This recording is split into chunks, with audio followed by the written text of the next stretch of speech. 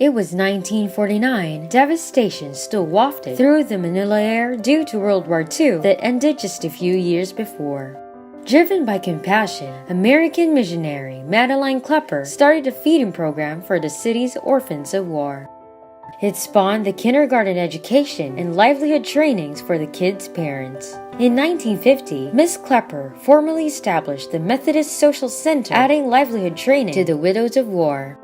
After Miss Klepper's retirement, Mrs. Ruth Prudente took over the helm of the organization. During her term, it was renamed the Kapatiran-Kaunlaran Foundation Inc, or KKFI. It is a social development foundation affiliated with the United Methodist Church. She secured the transfer of the 6,700 square meter lot at the heart of Manila's University Belt. Mrs. Prudente was forced to flee from martial law under the Marcos regime, leaving the responsibility of running the affairs of KKFI to Mrs. Nelly Mercado.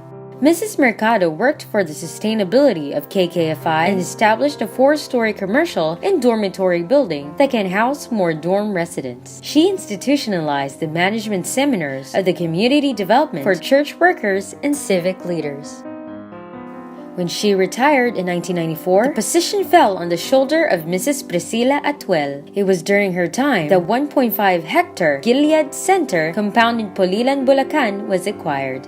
She also built a 3-story building there to house street children from Manila.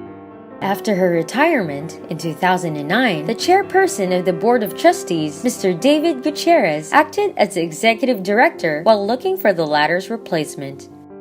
After a year, Mrs. Nancy Caluya Nicolas was appointed the new executive director of KKFI. Today, Kapatiran's banner program is the so-called Development and Protective Services, which include 1. The Early Childhood Care and Development, or ECCD, the KKFI's longest-running program since 1950.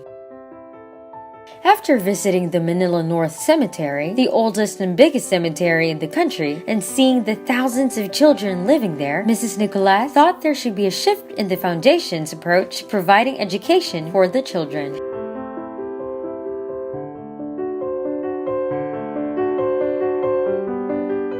In June 2011, KKFI's Alternative Learning System, or ALS, was launched. It is the second sub-program under the Foundation's Development and Protective Services. The third sub-program is called the Child-Friendly Spaces. It is being conducted in the Manila North Cemetery and the dump site in Pulilan, Bulacan.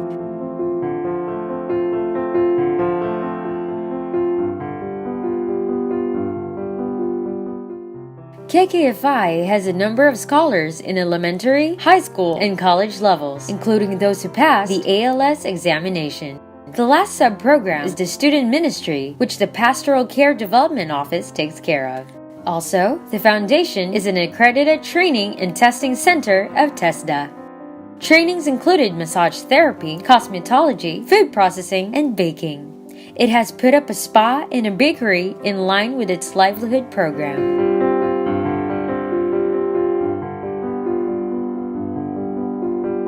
In 2015, the Foundation started a program called Training for Employment. It aims to address the mismatch between the jobs available and the skills of the jobless youth. KKFI continues to engage in community organizing. It provides capacity building to members of community for the latter to develop and implement their own programs. Kapatiran also cares for the elderly through its 27-year program called the Day Center for Older Persons.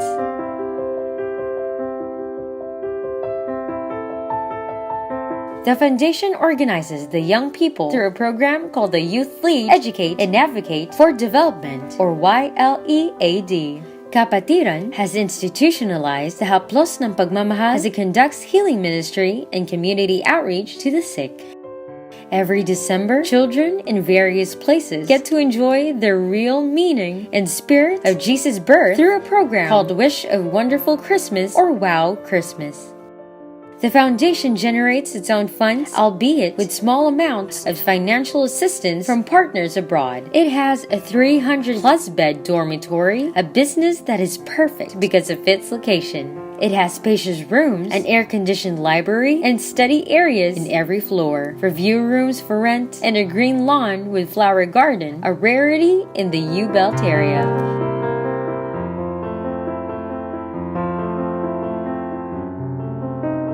Kapatiran has other income-generating facilities like office spaces and a multi-purpose hall rented by review centers, churches, and other groups, the seminar house, and the guest house. Commercial spaces for shops, restaurants, and other businesses around the KKFI compound, a basketball and a volleyball court, which is quite popular among sports-minded students, and parking spaces for rent. Indeed, the Kapatiran-Kaunlaran Foundation Inc. is blessed. In return, it continues to bless the poor and underprivileged.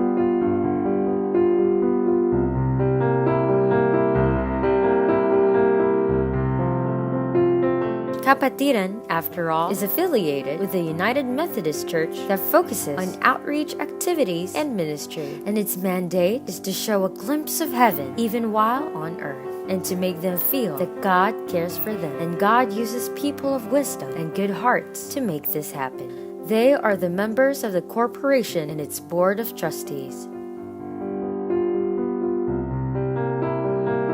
With the Lord Jesus Christ at the center of all its programs and activities, the Kapatiran-Kaunlaran Foundation Inc. will continue working with the poor for years and even decades to come.